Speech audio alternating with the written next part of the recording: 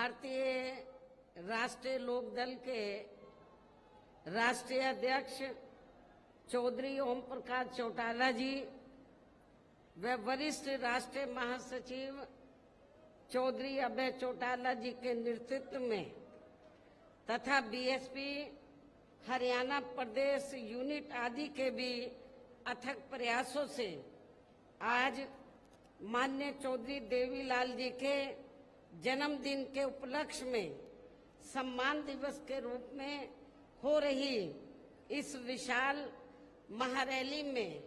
इकट्ठा हुए भारतीय राष्ट्रीय लोकदल व बहुजन समाज पार्टी के बने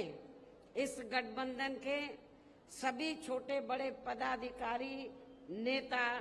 एवं कार्यकर्तागण, आज आप लोग माननीय चौधरी देवीलाल जी के जन्मदिन को इसे सम्मान दिवस के रूप में मनाने के साथ साथ यहाँ हरियाणा प्रदेश में विधानसभा के लिए हो रहे आम चुनाव में अपने बने इस गठबंधन के उम्मीदवारों के भी समर्थन में हमें सुनने के लिए यहाँ भारी संख्या में इकट्ठा हुए हैं, तो इसके लिए मैं आप सभी लोगों का हार्दिक दिल से आभार प्रकट करती हूँ। और जिनको अर्थात गठबंधन के उम्मीदवारों को कामयाब बनाने के लिए भारतीय राष्ट्रीय लोकदल के राष्ट्रीय अध्यक्ष चौधरी ओम प्रकाश चौटाला जी व वरिष्ठ राष्ट्रीय महासचिव चौधरी अभय चौटाला जी और इनके सभी साथीगण तथा बीएसपी के भी नेशनल कोऑर्डिनेटर श्री आकाश आनंद व यहाँ के संयोजक श्री रणधीर बेनीवाल और इनके भी सभी साथीगण पूरे जी जान से लगे हैं और इस गठबंधन को इनेलो के राष्ट्रीय अध्यक्ष चौधरी श्री देवीलाल चौधरी श्री ओम प्रकाश चौटाला जी का भी पूरा समर्थन व आशीर्वाद प्राप्त है, जो हमारे बीच में यहाँ मौजूद भी हैं। और अब मैं यहाँ आपके हरियाणा प्रदेश में अपने इस गठबंधन की, अपने बने इस गठबंधन की सरकार बनाने के संबंध में कुछ जरूरी बातें आप लोगों के सामने रखूं, लेकिन इससे पहले मैं माननीय चौधरी देवीलाल जी के जन्म दिवस पर इनको शत शत नमन व अपने हार्दिक श्रद्धा सुमन अर्पित करने के साथ ही इनकी देश व जन सेवा को भी पूरे तहे दिल से आदर सम्मान करती हूँ। हालांकि इनके बारे में वैसे आप लोगों को ये मालूम है कि ये देश के उप प्रधानमंत्री व हरियाणा प्रदेश के मुख्यमंत्री भी रहे हैं। साथ ही इन्होंने यहाँ के हरियाणा को अलग से राज्य बनाने में भी अपनी काफी सक्रिय व निर्णायक भूमिका निभाई है। किसानों के हित के लिए इन्होंने काफी संघर्ष व आंदोलन भी किया है, जिसमें वे जेल भी गए हैं। इसके पूर्व में देश की आजादी के लिए भी इनका सराहनीय योगदान रहा है, जबकि कांग्रेस के राज में लगी इमरजेंसी में इनको भी जेल में जाना पड़ा है। इसके साथ साथ ये सामाजिक क्षेत्र में व राजनीति में भी काफी सक्रिय रहे हैं। ये अपनी पार्टी भारतीय राष्ट्रीय लोकदल के संस्थापक व राष्ट्रीय अध्यक्ष भी रहे हैं। इस प्रकार से ये सीधे तौर पर देश व आम जनता से जुड़े रहे हैं। ऐसे महान व्यक्तित्व वे अपने समय में खासकर खुद के अपने समाज में तथा किसानों में भी अति लोकप्रिय रहे माननीय चौधरी देवीलाल जी का आज जन्म दिवस है, जिनकी जयंती को सम्मान दिवस के रूप में मनाने व इनके इस कार्यक्रम में मेरे मुख्य अतिथि के रूप में शामिल होने के साथ साथ अपने गठबंधन के सभी छोटे बड़े सम्मानित नेता एवं कार्यकर्तागण आदि भी यहाँ भारी संख्या में पहुंचे हैं। तो उसके लिए मैं खासकर चौधरी ओम प्रकाश चौटाला जी व चौधरी अभय चौटाला जी को तथा इनके परिवार के सभी सदस्यों को व इनके सभी अनुयायियों व समर्थकों आदि को भी इस शुभ अवसर पर हार्दिक बधाई एवं शुभकामनाएं देती हूँ। जो ये लोग उनके बताए हुए रास्तों पर चलकर उनके कारवां को आगे बढ़ाने में पूरे जी जान से लगे हैं। और वैसे भी इस समय यहाँ विधानसभा के लिए हो रहे आम चुनाव में यदि बीएसपी व इनेलो का बना ये गठबंधन अपनी सरकार बना लेता है तो फिर यही इनके लिए इस बार इनको सच्ची श्रद्धा भी होगी। इस उम्मीद के साथ ही यहाँ हो रहे विधानसभा चुनाव में अब मेरा ये कहना है कि अपने देश को आजाद हुए व भारतीय संविधान को भी लागू हुए यहाँ बरसों बीत चुके हैं और इस लंबी अवधि में केंद्र व आपके हरियाणा प्रदेश में भी विभिन्न विरोधी पार्टियों की सरकारें रही हैं। लेकिन दुख की बात यह है कि इस दौरान आपके यहाँ हरियाणा प्रदेश में भी अधिकांश विरोधी पार्टियों की रही सरकारों में सर्व समाज में से दलितों, आदिवासियों, पिछड़े वर्गों, मुस्लिम व अन्य धार्मिक अल्पसंख्यकों के साथ साथ गरीबों, मजदूरों, किसानों, व्यापारियों एवं अन्य मेहनतकश लोगों का भी पूर्ण रूप से विकास व उत्थान आदि नहीं हो सका है। जिनकी सरकारों की गलत नीतियों एवं गलत कार्य प्रणाली आदि को अब इन्हें और ज्यादा आजमाने की जरूरत नहीं है। और इस मामले में विशेषकर दलितों, आदिवासियों व अन्य पिछड़े वर्गों के लोगों को मैं ये बताना जरूरी समझती हूँ कि इन वर्गों को परम पूज्य बाबा साहब डॉक्टर भीमराव अंबेडकर के कड़े संघर्ष एवं अथक प्रयासों से भारतीय संविधान के तहत मिले कानूनी अधिकारों में से खासकर सरकारी नौकरियों में जो आरक्षण की सुविधा मिली है तो उसे भी यहाँ शुरू से ही कांग्रेस पार्टी और अब बाद में बीजेपी व इनके गठबंधन दल तथा अन्य पार्टियों की भी रही सरकारों की जातिवादी सोच व मानसिकता के चलते इन्हें अभी तक भी आरक्षण का पूरा लाभ नहीं मिल पा रहा है। इन वर्गों के लोगों को अभी तक भी इन्हें आरक्षण का पूरा लाभ नहीं मिल पा रहा है और अब तो इनके इस आरक्षण को ये पार्टियां मान्य कोर्ट की आड़ में इसे प्रभावहीन बनाने में वे खत्म करने की भी पूरी कोशिश में लगी हुई है। और इसका खास उदाहरण दिनांक 1 अगस्त 2024 को माननीय सुप्रीम कोर्ट का दिया गया निर्णय है, जिस पर कांग्रेस, बीजेपी व इनके सहयोगी दल अभी तक भी अपनी चुप्पी साधे हुए हैं। और इस संदर्भ में यदि केंद्र की भाजपा सरकार की व कांग्रेस की तथा इनके गठबंधन दलों की भी नीति व नियत साफ होती तो फिर ये सरकार माननीय सुप्रीम कोर्ट के आरक्षण को लेकर आए निर्णय में जिसमें कोर्ट ने एससी व एसटी के आरक्षण में वर्गीकरण व क्रीमी लेयर आदि को लागू करने की बात कही है, जो उसे खत्म करने व फिर करने की बात कही है तो उसे खत्म करने व फिर से पूर्व की स्थिति में लाने के लिए विशेष सत्र बुलाकर संवैधानिक संशोधन विधेयक जरूर लाती यदि इनकी नियत साफ होती तथा उसे पास भी जरूर करवाती और इसके लिए पूरा विपक्ष मिलकर सरकार पर दबाव भी जरूर बनाता। और हम भी देखते हैं कि विपक्ष कितना दलितों और आदिवासियों के आरक्षण के साथ है, लेकिन ऐसा करना तो बहुत दूर की बात रही, बल्कि इन्होंने माननीय सुप्रीम कोर्ट के इस आए निर्णय पर कुछ भी खुलकर नहीं बोला है। और इस मामले में केंद्र की भाजपा सरकार व अधिकांश सभी विरोधी पार्टियां अभी तक भी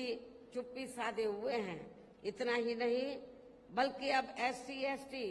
आरक्षण में वर्गीकरण व क्रीमी लेयर को भी लागू करने का ये कार्य माननीय सुप्रीम कोर्ट ने राज्य सरकारों के ऊपर ही छोड़ दिया है, जो अब अपने हिसाब से इसका पूरा राजनीतिक फायदा भी उठाएंगे। साथ ही इसकी आड़ में इन वर्गों को बांटकर इन्हें आपस में भी लड़ाएंगी। अर्थात अब ये पार्टियां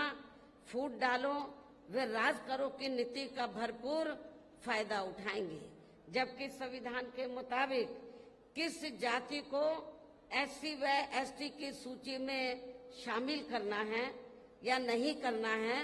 तो इसका ये अधिकार अभी तक केवल संसद व माननीय राष्ट्रपति जी को ही दिया हुआ था, जिसे 1 अगस्त 2024 को माननीय सुप्रीम कोर्ट के आए निर्णय के जरिए वापस लेकर इसे अब सीधे राज्य सरकारों को ही दे दिया गया है, जिससे अब इन वर्गों के साथ काफी ज्यादती होगी। अर्थात इनका अब ये आरक्षण ना के बराबर ही रह जाएगा। और अब कांग्रेस के श्री राहुल गांधी ने तो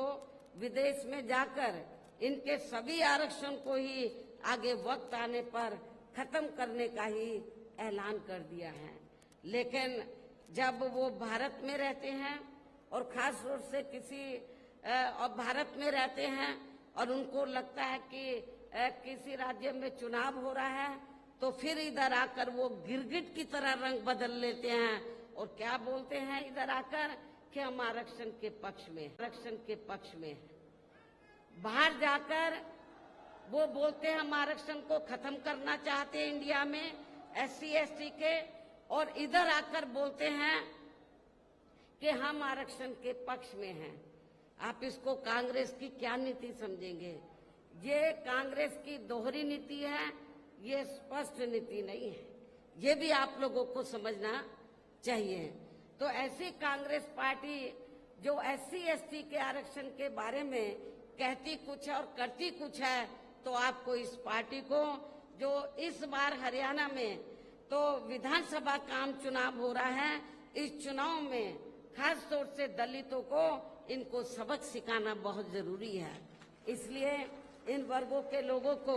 बाबा साहब डॉक्टर भीमराव अंबेडकर द्वारा जो इन्हें आरक्षण का ये संवैधानिक अधिकार मिला है, ये कोई कांग्रेस ने नहीं दिया है। ये परम पूज्य बाबा साहब डॉक्टर अंबेडकर ने SC/ST वर्गों के लोगों को जो आरक्षण की सुविधा दिया है, ये संवैधानिक अधिकार परम पूज्य बाबा साहब डॉक्टर अंबेडकर ने आप लोगों को दिया है। तो इसे बचाने के लिए अब इन सभी विरोधी पार्टियों को यहाँ आपके हरियाणा प्रदेश में हो रहे विधानसभा आम चुनाव में कतई भी अपना वोट नहीं देना है। यदि आप लोगों को इससे बचाना अपने आरक्षण को, तो आप लोगों को कांग्रेस, BJP एंड कंपनी के लोगों को कतई भी अपना वोट नहीं देना है,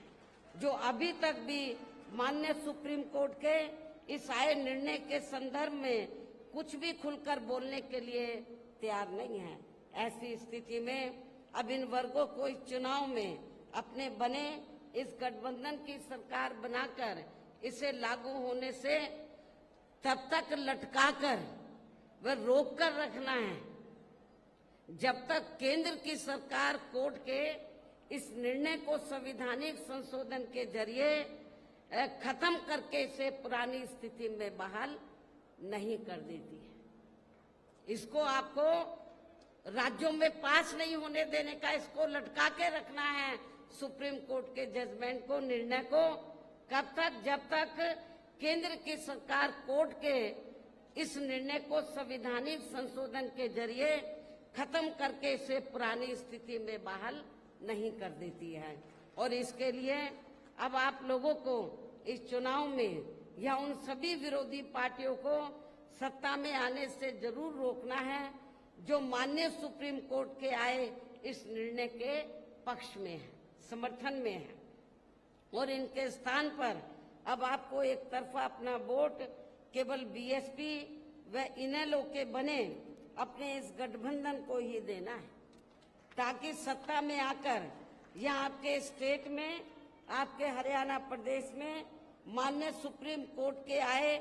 इस निर्णय पर कुछ हद तक अंकुश लगाया जा सके। जब तक पार्लियामेंट में ये संशोधन बिल पास नहीं होता है तो कम से कम ये गठबंधन की सरकार बनती है तो हम उसको लागू नहीं होने देंगे, इसको लटका कर रखेंगे। तो ये इसके लिए आप लोगों को अपने गठबंधन की सरकार बनाना बहुत जरूरी है। इतना ही नहीं बल्कि यहाँ विरोधी पार्टियों की ज्यादातर रही जातिवादी मानसिकता के चलते देश में आजादी के बाद शुरू में केंद्र एवं अधिकांश राज्यों में भी काफी लंबे समय तक सत्ता में आसीन रही कांग्रेस पार्टी ने व इनके सहयोगी दलों ने भी, और अब पिछले कुछ वर्षों से केंद्र एवं काफी राज्यों में भी बीजेपी व अन्य जातिवादी पार्टियों की भी रही सरकारों ने इनका आरक्षण का कोटा अभी तक भी पूरा नहीं किया है, पूरा नहीं भरा है। आपके हरियाणा प्रदेश में भी काफी सीटें खाली पड़ी हुई हैं, जबकि यूपी में जब मेरे नेतृत्व में 4 बार सरकार बनी, मैंने विशेष अभियान चलाकर जो सरकारी नौकरियों में रिजर्वेशन कोटा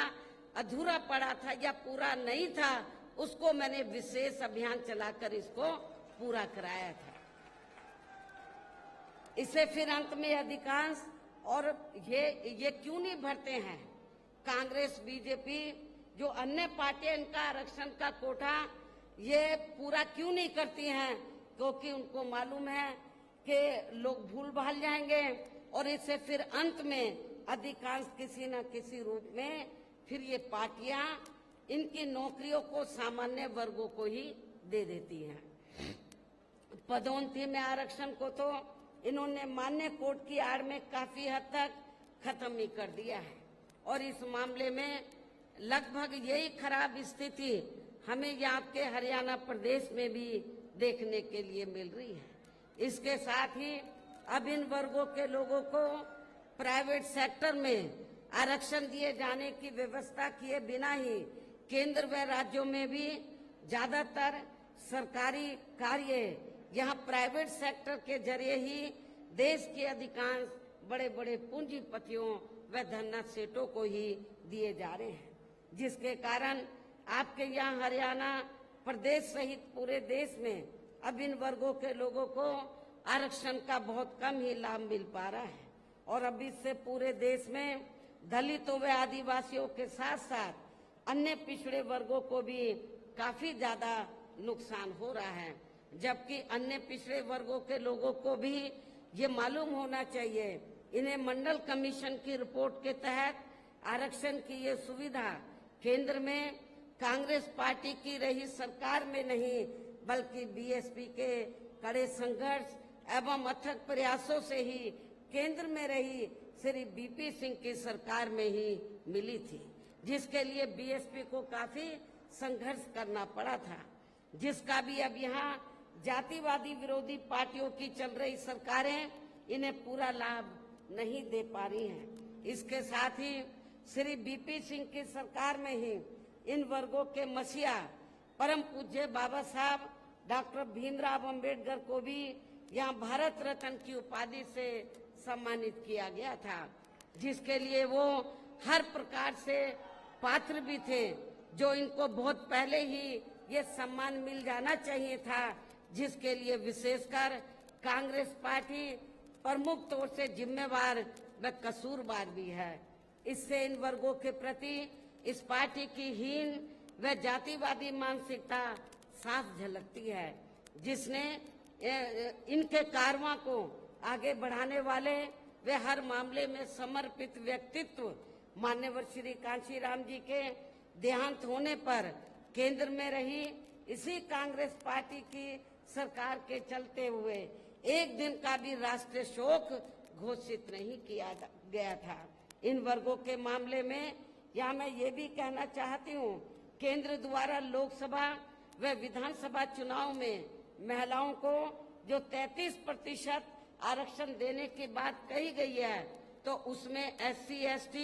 व OBC वर्गों की महिलाओं को अलग से कुछ भी आरक्षण नहीं दिया गया है। इसके साथ ही इन वर्गों के लोगों को जुल्म जाति से निजात दिलाने के लिए जो भी नियम व कानून आदि बने हैं, तो उन पर भी केंद्र व अधिकांश राज्यों की सरकारें सही से अमल नहीं कर पा रही हैं, जिससे अब यहाँ खासकर दलितों व आदिवासियों के ऊपर शोषण करने वाले लोगों का, अति पिछड़े वर्गों के लोगों के ऊपर भी शोषण करने वाले लोगों का मनोबल और भी ज्यादा बढ़ रहा है। और ये सब हमें यहाँ आपके हरियाणा प्रदेश में भी काफी कुछ देखने के लिए मिल रहा है। इसी प्रकार हमें पूरे देश में मुस्लिम व अन्य धार्मिक अल्पसंख्यक समाज के लोगों की भी हालत हर मामले में कोई खास अच्छी नजर नहीं आती है। इतना ही नहीं बल्कि अपर कास्ट समाज में व जाट समाज में भी खासकर गरीब लोगों की भी आर्थिक स्थिति अभी भी यहाँ आपके प्रदेश सहित पूरे देश में काफी ज्यादा खराब व दयनीय ही बनी हुई है। इसके अलावा आपके हरियाणा प्रदेश सहित पूरे देश में सर्व समाज में से विशेषकर यहाँ गरीब, मजदूर, किसान, कर्मचारी, व्यापारी एवं अन्य मेहनतकश लोग भी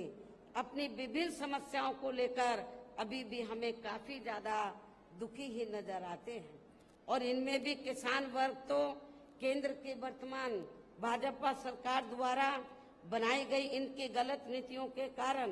अब काफी ज्यादा परेशान व आंदोलित भी रहा है और अभी भी है। लेकिन इन सब की मुख्य वजह हमारी पार्टी केंद्र व आपके हरियाणा प्रदेश में भी यहाँ अब तक की रही अधिकांश विरोधी पार्टियों की रही सरकारों की गरीब व किसान विरोधी तथा जातिवादी, पूंजीवादी व संकीर्ण मानसिकता के तहत बनाई गई इनकी गलत नीतियों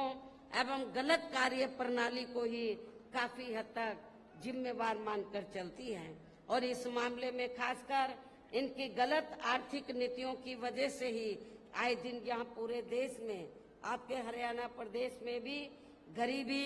बेरोजगारी व महंगाई आदि भी काफी ज्यादा बढ़ रही है। जबकि इस मामले में शुरू से ही हमारी पार्टी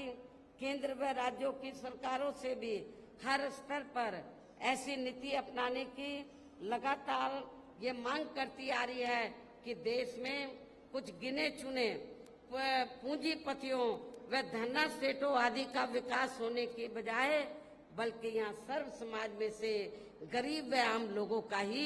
विकास होना चाहिए। तभी फिर सही मायने में यहाँ की आम जनता अपनी गरीबी, बेरोजगारी, महंगाई व अन्य और सभी समस्याओं से भी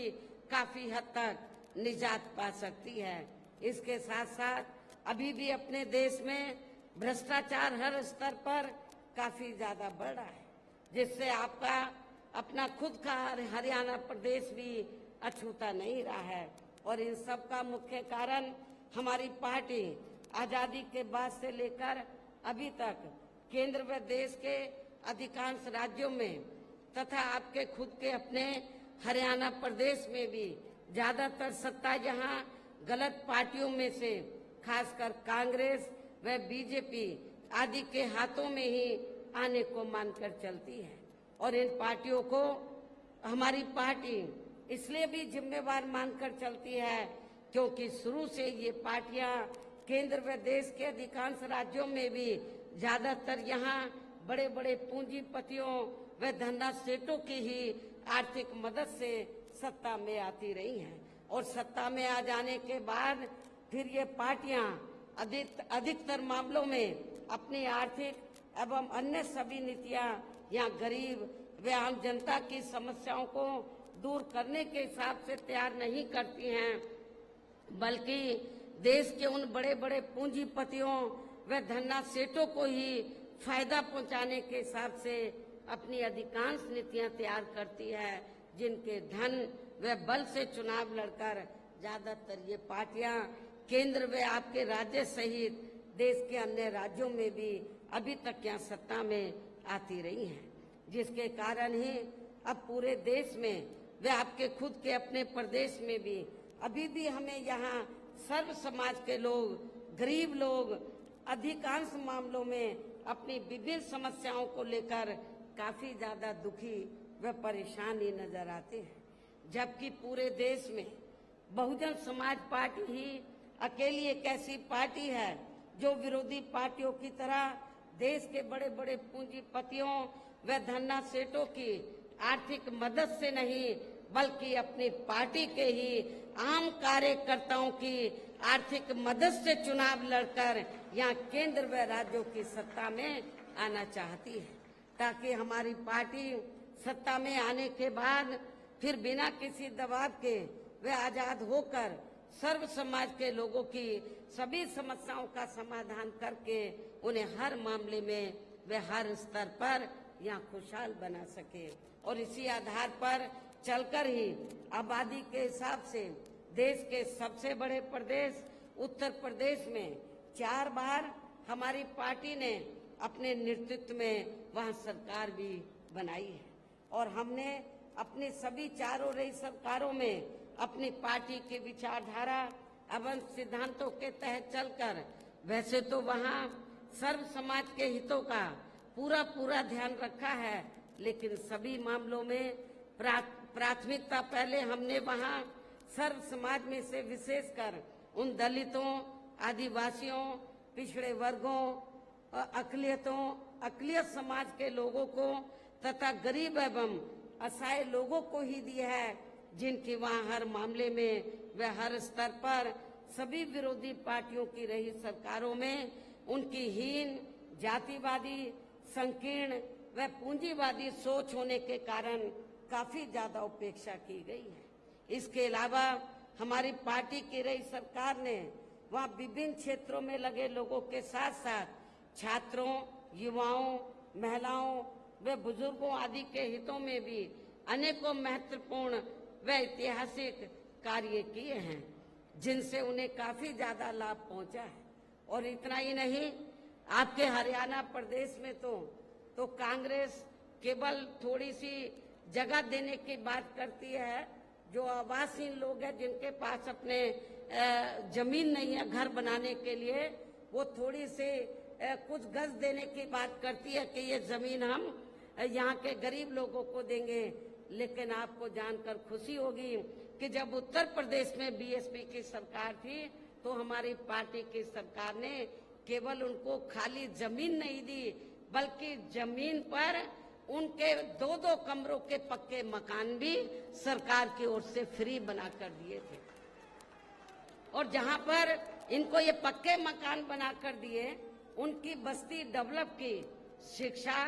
चिकित्सालय, अन्य और सभी सुविधाएं हमने वहां इन लोगों को उपलब्ध कराई थी।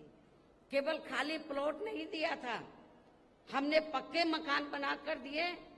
और जो रोजमर्रा की जरूरतें हैं उनको भी हमने उनकी बस्तियों में पूरा किया। और इतना ही नहीं, आपको याद होगा जब मान्यवर श्री कांशीराम जी जीवित थे और हरियाणा प्रदेश में आते थे, आप लोग बड़े दुखी थे कि हमारे पास रोटी रोजी के साधन नहीं है, हमारे पास खेती करने के लिए जमीन नहीं है। तो उस समय आप लोग एक नारा लगाते थे कि जो जमीन सरकारी है वो जमीन हमारी है। आप लोग एक नारा लगाते थे, लेकिन वो नारा आपका पूरा नहीं हो पा रहा था हरियाणा में। और ये कब होगा? जब आपकी सरकार बनेगी। लेकिन जब उत्तर प्रदेश में 4 बार हमें सरकार बनाने का मौका मिला, तो उत्तर प्रदेश में हमने बड़ी संख्या में लाखों लोगों को, जो दलित वर्ग के लोग थे और जो गरीब लोग थे अन्य समाज में, उनको हमने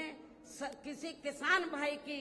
1 इंच भी जमीन छीनकर हमने भूमिहीन लोगों में नहीं बांटी थी, बल्कि सरकार के पास जो खेती करने के लिए सरकारी जमीन खाली पड़ी थी, उस सरकारी जमीन के 2-2, 3-3 एकड़ के पट्टे काटकर हमने भूमिहीन लोगों को, जो गरीब लोग हैं, भूमिहीन लोग, जो दलित वर्ग के लोग हैं, उनको खेती करने के लिए हमने फ्री दी। और इतना ही नहीं, आपको ये भी मालूम है कि जहां पर दलित बस्तियां होती हैं तो वहां जाते ही मालूम पड़ जाता है हर गांव में, गांव देहात में, कि यहाँ पर दलित वर्ग के लोग रहते हैं। क्योंकि जो भी पार्टियां सत्ता में आई उन्होंने आपकी दलित बस्तियों को विकसित नहीं किया। लेकिन जब हमारी पार्टी की सरकार बनी, हमने डॉक्टर भीमराव अंबेडकर ग्राम विकास योजना के तहत तो जहां पर दलित लोग रहते थे, हमने गांव चिन्हित किए अधिक तादाद में, उनको हमने इस योजना के तहत हर सुविधा से हमने उनको सुविधा मुहैया कराई, उनको सुविधा उपलब्ध कराई और उनको विकसित किया, डेवलप किया। ये भी आप लोगों को मालूम है। और उस गांव में जाते ही मालूम पड़ जाता था कि ये डॉक्टर अंबेडकर गांव है। और जब मेरी गवर्नमेंट के दौरान जब हमारे समाज के लोग अपने बच्चियों का रिश्ता करते थे गांव में, तो देखते थे कि हमारी बेटी का रिश्ता डॉक्टर अंबेडकर गांव में ही होना चाहिए, ताकि हमारी बेटी को शौचालय के लिए कहीं बाहर ना जाना पड़े, जंगल में ना जाना पड़े। हमने शौचालय भी बनाए। अब उन्हें ये लोग अपना काउंट कर लेते हैं। यूपी में बीएसपी की सरकार में ही ये सब सुविधा उपलब्ध कराई गई। इसके और इतना ही नहीं, हमारे किसान भाई, मेरे ख्याल यूपी में हमारे किसान भाई चले जाएं, पश्चिमी यूपी तो बिल्कुल लगा हुआ है हरियाणा प्रदेश से, तो यूपी में हमने किसानों को बहुत सुविधाएं दी। आज लोग याद करते हैं, गन्ने का रेट हमने कभी भी आज तक ना हरियाणा में ना यूपी में किसी भी पार्टी की सरकार ने इतना रेट नहीं दिया गन्ने का, जितना हमने गन्ना किसानों को रेट दिया था। किसानों की भी हमने सभी समस्याओं का काफी हद तक समाधान किया तथा उनकी फसलों का भी उन्हें समय से उचित दाम दिया। और मैं अपने जाट भाइयों को बताना चाहती हूँ, जब उत्तर प्रदेश में पुलिस की भर्ती हुई, 2 लाख से ज्यादा पुलिस की भर्ती हुई, तो पहले भर्तियों में रिश्वत चलती थी। तो लेकिन मेरी सरकार में मैंने बोला रिश्वत नहीं चलेगी, और बिना रिश्वत के आपके पश्चिमी यूपी में बड़ी तादाद में अन्य समाज के लोग तो भर्ती हुए, रिजर्वेशन के तहत SC ST OBC के लोग भी भर्ती हुए। लेकिन बड़ी तादाद में जो लोगों के दिल और दिमाग में धारणा थी कि बीएसपी जाटों के खिलाफ है, वो धारणा निकल गई। क्योंकि जब मेरी सरकार बनी और ये भर्ती हुई पुलिस की, तो बड़े पैमाने पर पश्चिमी यूपी से जाट समाज के नौजवान बच्चे पुलिस में भर्ती हुए। और आज आप गांवों में चले जाओ, वो यही कहते हैं कि बहन जी ने बिना पैसे के हमारे बच्चों को नौकरी दे दी, पुलिस में भर्ती कर दिया। इसके साथ ही हमने उत्तर प्रदेश में सर्व समाज के लोगों के ऊपर किसी भी प्रकार की कोई जुल्म जाति आदि भी नहीं होने दी है। इतना ही नहीं, बल्कि हमारी पार्टी की रही सरकार ने वहाँ देश में दलित एवं अन्य पिछड़े वर्गों में समय समय पर जन्मे अपने महान संतों, गुरुओं व महापुरुषों में भी खासकर महात्मा ज्योतिराव फूले, छत्रपति शाहू जी महाराज, नारायणा गुरु, बाबा साहब डॉक्टर भीमराव अंबेडकर एवं मान्यवर श्री कांशीराम जी आदि को भी विभिन्न रूपों में पहली बार वहाँ पूरा आदर सम्मान दिया है, जिन्हें विरोधी पार्टियों के लोग अभी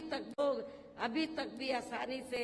पचा नहीं पा रहे हैं। इस प्रकार से उत्तर प्रदेश में हमारी पार्टी ने अपने सभी चारों रहे शासन काल के दौरान वहाँ हर मामले में व हर स्तर पर सर्व समाज के लोगों को काफी बेहतरीन सरकार दी है। और यदि आप लोग भी यहाँ अपने हरियाणा प्रदेश में गरीबों एवं किसानों तथा आम जनहित के व विशेषकर कमजोर एवं उपेक्षित वर्गों के हितों में ऐसे ही कार्य करना चाहते हैं, इसके साथ ही आपके प्रदेश की जनहित से जुड़ी जो भी यहाँ स्थानीय समस्याएं हैं तो उन्हें भी दूर करना चाहते हैं, तो फिर आप लोगों को भी उत्तर प्रदेश की तरह ही अपने हरियाणा प्रदेश में भी यहाँ अपने बने इस गठबंधन की सर्वजन हिताय व सर्वजन सुखाय की नीतियों पर ही आधारित सरकार बनानी होगी। और जिसके लिए अब आप लोगों को जहां अपने हरियाणा प्रदेश में विधानसभा के लिए हो रहे आम चुनाव में अपने गठबंधन का बेहतर रिजल्ट लाना होगा। इसके साथ साथ आप लोगों को वोट पड़ने तक यहाँ की सत्ताधारी पार्टी व अन्य सभी विरोधी पार्टियों के साम दाम दंड भेद आदि हथकंडों से भी जरूर सावधान रहना है। और इस मामले में खासकर आप लोगों को विरोधी पार्टियों के जारी किए गए उनके हवाई व प्रलोभन भरे चुनावी घोषणा पत्रों आदि के बहकावे में भी कतई नहीं आना है, जिन्हें ये पार्टियां सत्ता में आने के बाद अधिकांश अमल में नहीं लाती है, जिस पर से अब जनता का काफी हद तक विश्वास भी उठ गया है। इसलिए हमारी पार्टी किसी भी चुनाव में अपना कोई भी चुनावी घोषणा पत्र आदि जारी नहीं करती है। वैसे भी हमारी पार्टी कहने में बहुत कम बल्कि कार्य करके दिखाने में ही ज्यादा विश्वास रखती है। अर्थात जो कहती है तो उसे करके भी दिखाती है, और ये सब हमने उत्तर प्रदेश में करके भी दिखाया है। और अब संक्षेप में मेरा यही कहना है कि आप लोगों को अपने खुद के व अपने हरियाणा प्रदेश के भी हित में यहाँ बीएसपी व इनेलो के बने गठबंधन की ही सरकार बनाना बहुत जरूरी है। और अब आप लोगों को अपने इस गठबंधन के ही उम्मीदवारों को ज्यादा से ज्यादा कामयाब बनाना है, जिसके लिए बीएसपी के उम्मीदवारों को हाथी चुनाव चिन्ह के सामने वाले बटन को दबा के तथा भारतीय राष्ट्रीय लोक दल के उम्मीदवारों को चश्मा चुनाव चिन्ह के सामने वाले बटन को दबा के इन्हें जरूर जिताना है। और फिर सरकार बनने पर ये भी मैं बताना चाहती हूँ कि फिर सरकार बनने पर गठबंधन की ओर से आपके हरियाणा प्रदेश का मुख्यमंत्री चौधरी अभय चौटाला जी को ही बनाया जाएगा, जिनको मेरे आशीर्वाद के साथ साथ इनके पिता चौधरी ओम प्रकाश चौटाला जी का भी पूरा आशीर्वाद प्राप्त है। वैसे माननीय चौधरी देवीलाल जी का भी हमेशा इन पर आशीर्वाद बना रहा है। इनके साथ साथ गठबंधन की ओर से बीएसपी का एक डिप्टी सीएम दलित वर्ग का, बीएसपी की ओर से एक डिप्टी सीएम दलित वर्ग का तथा दूसरा डिप्टी सीएम अन्य पिछड़ा वर्ग या अपर कास्ट समाज में से ही बनाया जाएगा। ये डिप्टी सीएम कौन होंगे इसका फैसला चुनाव का नतीजा आने के बाद ही लिया जाएगा। इन्हीं जरूरी बातों के साथ ही अब मैं आप सभी लोगों से अपने इस गठबंधन के अधिकांश उम्मीदवारों को,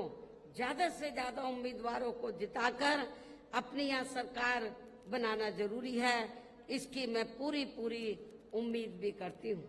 अंत में अब मैं केंद्र सरकार से देश में जातीय जनगणना कराने की भी विशेष मांग करती हूँ, अनुरोध करती हूँ, आग्रह करती हूँ, जिसको शुरू में केंद्र में रही कांग्रेसी सरकार ने और अब वर्तमान में चल रही बीजेपी की केंद्र की सरकार ने भी इसे अभी तक भी लटका के रखा है, इसे अमल में नहीं लाया है। और अब मैं माननीय चौधरी देवीलाल जी के जन्म दिवस पर, आज उनके जन्म दिवस पर इनको फिर से नमन करने के साथ ही उनके सभी अनुयायियों व समर्थकों आदि को भी पुनः हार्दिक बधाई एवं शुभकामनाएं देते हुए अपनी बात यहीं समाप्त करती हूँ। धन्यवाद। जय भीम व जय भारत।